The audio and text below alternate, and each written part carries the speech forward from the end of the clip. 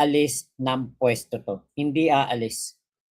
Delikado to, itong taon to ha. Naku, mag-ingat ang ating mga kababayan dito. Etong si Alan Petrang Caballo po ang maituturing natin na isang diktador.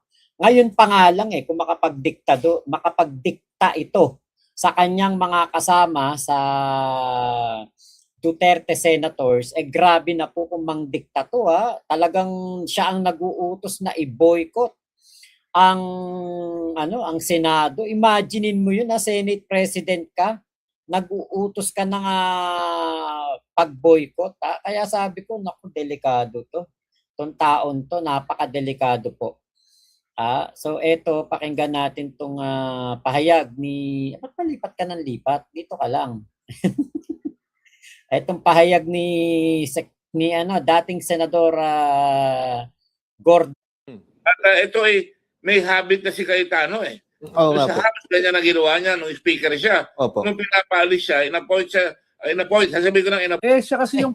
At ito ay may habit na si Cayetano Oo nga sa po. House, ganyan na ginawa niya nung speaker siya. Opo. Nung pinapalis siya, in-appoint, sasabihin ko ng in-appoint, dahil nakialam ang presidente na hindi dapat nakialam, si Duterte noon, nagkaroon ng agreement, gentleman's agreement di umano, na 15 months si Cayetano, after 15 months uupo si Velasco, di ba? Yes. Ano nangyari nung dumating na yung 15 months, ayaw niya na at ang sinisigaw niya ng araw, pareho na naman ang sinisigaw niya. Kung kayo ay may numero, sa inyo na itong speakership, di ba? Oo nga po. At sabi niya, nagkagulo na rito, may violence na. Katulad doon sinabi niya last week, ina-attack na ang Senado. Doon naman sa House, sinabi niya, dinestore ka na yung mga pinto, may violence na. At pagkatapos later on, nagmukhang tanga siya, nasabi kong tanga at talagang insincere because nung sinabihan siya ni Duterte, tumigil ka, nag-apologize siya kay Duterte. At sabi niya, hindi niya raw na masyadong nahagip, mali raw siya doon sa pag-handle niya ng issue at doon niya lang binigay. So nagulo ang House, ngayon naman ginugulo ang Senado. At nung minsan siya inaalis siya sa Senado, anong ginawa?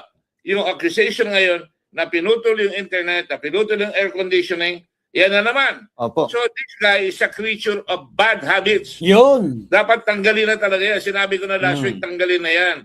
Because pagka ganyan, parang cancer yan Tanggalin na yung cancer bago pa kumalat.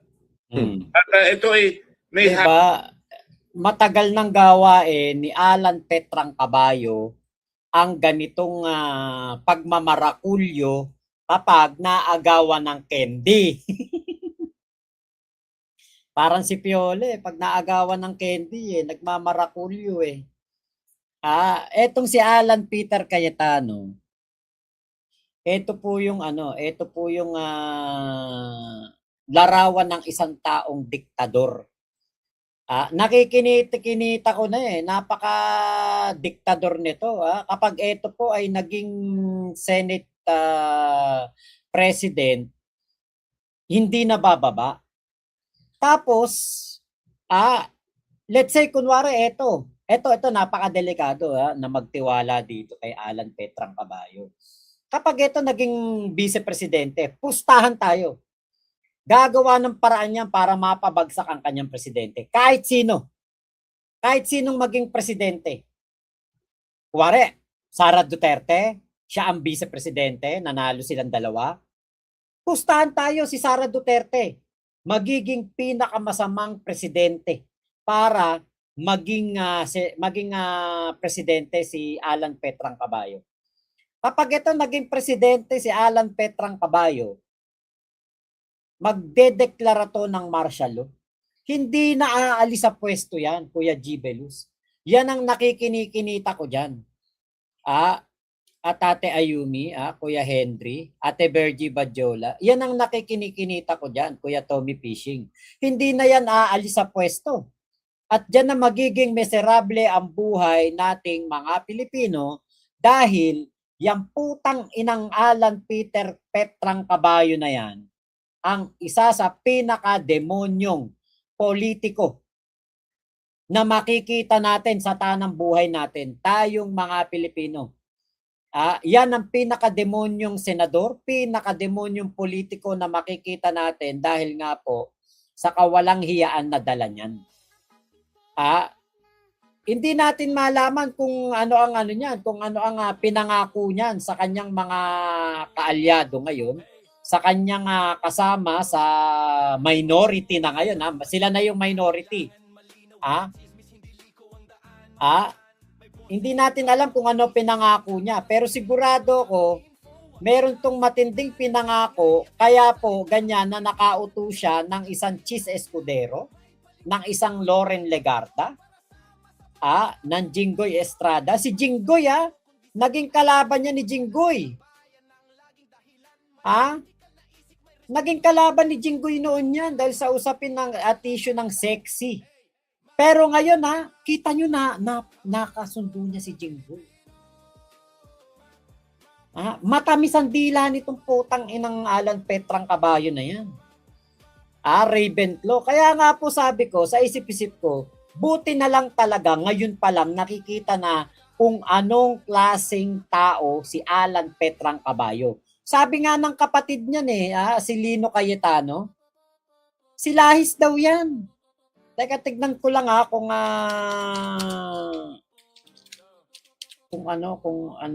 nasan yung post na yun etong si Lino Cayetano, ayan, na-designate na siya as general manager ng PTB4. Meron akong dyan nasan ba yun? Meron akong nakita dyan. Pucha, parang gago, no? Ito mo, lumuluhod pa ang demonyo. Kita mo, nakaludan demonyo. Dinadasalan ng kanyang Panginoong Satanas. Nasaan ba yun? Meron akong nakita dito. Ito. Maliwanag yung dito, yung salita dito. Abante Radio, hindi naman siguro magpo-post ang Abante Radio ng fake news. Ayan wala akong kapatid na si Lahis at may utang na 10K sa bawat pamilyang Pilipino. Sa totoo lang, yan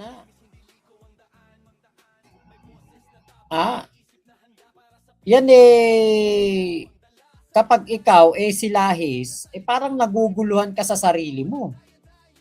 'Di ba? Kung ikaw nga si Lahis at hindi mo masigurado kung ano ba talaga ang iyong kung ano ang iyong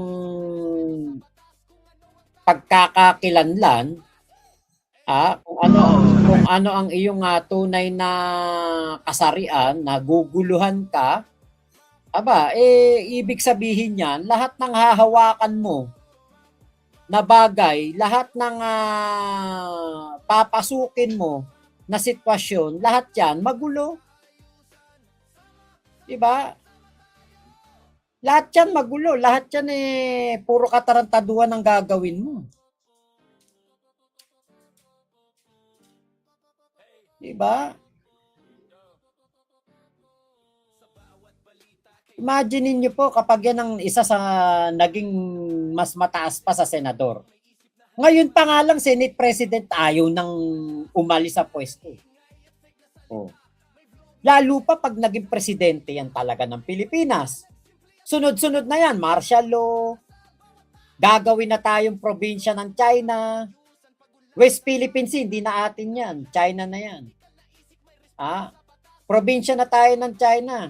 Hanggang Benham Rai, sakop na ng China. Ganyan na mangyayari niyan. Tapos si Digong, pag namatay, baka gawing santo. Baka ipagawa ng rebulto dyan sa, sa Mequiapo, si Digong. Demonyo to. Hindi to pangkaraniwang tao talaga. Hindi to mapagkakatiwalaang politiko. Piruin mo, maging maging Senate President ka, nagkakandaletse-letse na yung nasasakupan mo, ayaw mo pang pumasok, Facebook Live ka ng Facebook Live, ano ka, vlogger? Ha?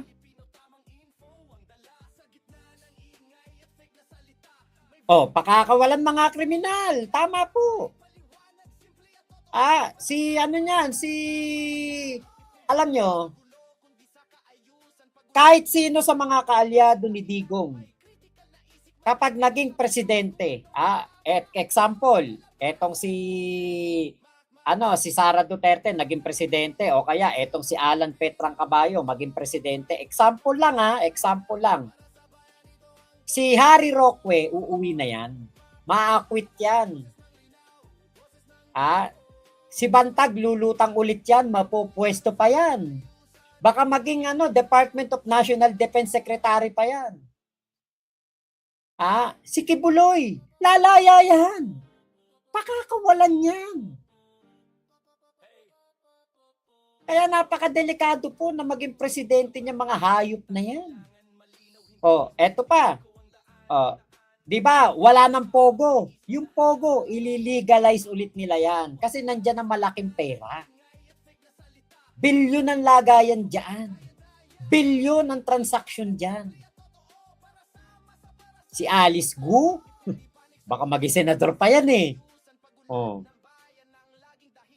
Pakakawalan yan. Lahat ng kriminal, kahit yang si Jinggoy Estrada, maa-acquit yan. Tapos sino pa? Si Marco Beta. Magiging legal na ang pagbibigay ng donasyon sa mga politiko, ng mga private person. Basta hindi lang lalagpas sa 100 milyon. Ganyan ang mangyayari dyan. Naku, maniwala kayo sa akin. Nakikita ko na kawalang hiyaan yung mga hayop na yan. Yan ang gagawin yan. 'Di ba natigil na ang online sabong, mga pogo dito sa atin.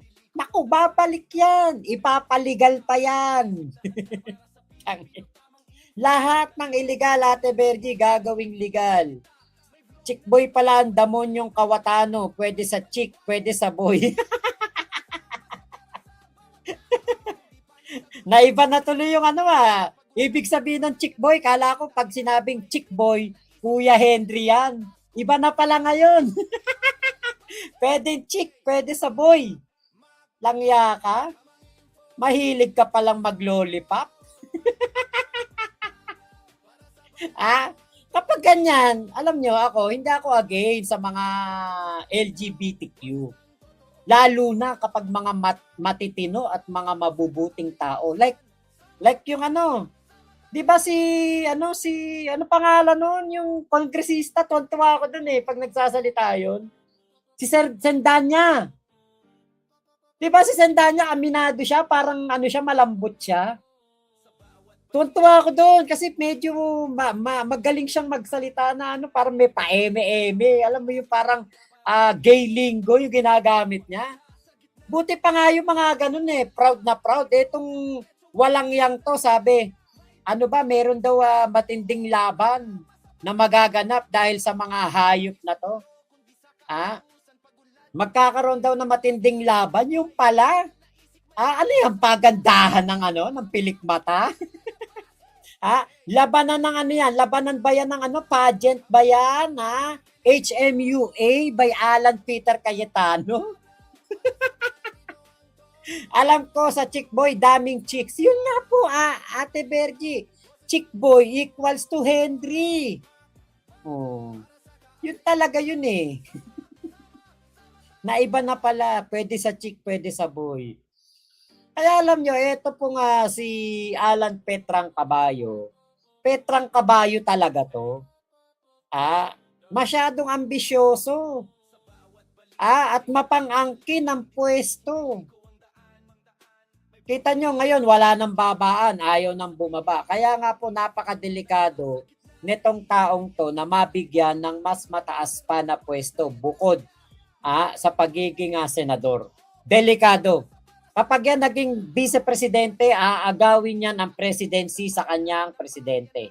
At kapag naging presidente yan, martial law is waiving. Kaya po, sa darating po na eleksyon, 2028, wag na po iboto ang hayop na yan. pagpahingahin yan.